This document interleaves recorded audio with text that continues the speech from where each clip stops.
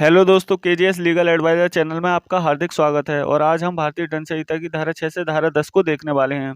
चलिए देखते हैं। धारा 6 संहिता में की गई परिभाषाओं का अपवादों के अधीन समझा जाना। धारा 6 केवल अपवादों के बारे में बताती है, जैसे 7 वर्ष से कम आयु का शिशु अपराध कर सकता है, लेकिन धारा 6 के अनुसार यह अपवादों के अधीन आती है। धारा 6 हमें अपवादों के विषय में ही बताती है।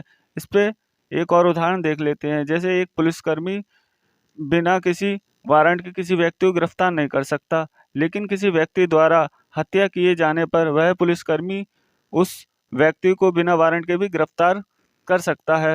यही बात धारा 6 अपवादों के विषय में हमें बताती है। चलिए आईपीसी की धारा 7 को देख लेते हैं। एक बार स्पष्टीकृत पद का भाव। इसका मतलब है कि कोई भी शब्द, कोई भी भाव आईपीसी में उसका उल्लेख एक बार कर दिया गया है, तब पूरी आईपीसी में उसका मतलब वही रहेगा, उसे बदला नहीं जाएगा। जैसे आईपीसी में कोई परिभाषा दी जा चुकी है तो उसे बार बार एक्सप्लेन नहीं किया जाएगा। चलिए धारा 8 को देखते हैं। धारा 8, लिंग पुल्लिंग वाचक शब्द जहाँ प्रयोग किए गए हैं वह हर व्यक्ति के बारे में लागू हैं, चाहे वह नर हो या नारी। पूरी संहिता में नर और नारी को समान शब्द से संबोधित किया गया है। नर हो या नारी, दोनों को पुल्लिंग वाचक शब्द से संबोधित किया गया है। चलिए इसे एक उदाहरण से समझते हैं।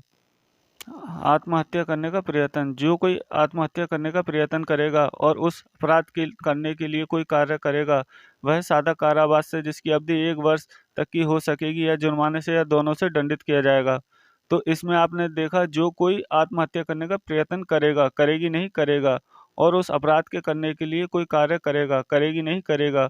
अतः पूरी आईपीसी में नर और नारी को समान शब्द से संबोधित किया गया है, जो कि पुरुषवाचक शब्द है, जिसे पुल्लिंग वाचक शब्द कहते हैं।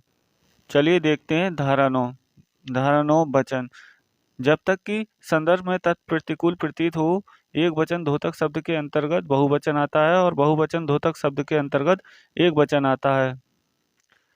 धारा 9 यह बताती है कि जहां स्पष्ट न हो कि व्यक्ति एक था या एक से अधिक, तब वहां एक वचन को बहुवचन मान लिया जाता है और बहुवचन को एक वचन मान लिया जाता है।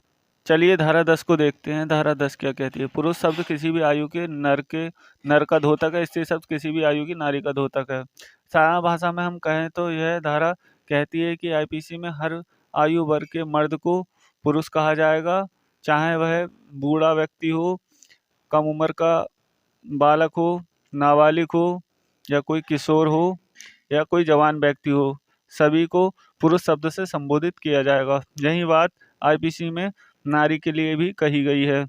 जैसे अगर कोई छोटी बच्ची हो, कोई कम आयु की किशोरी हो, या कोई बुजुर्ग महिला हो, सभी के लिए स्त्री शब्द का प्रयोग किया जाएगा।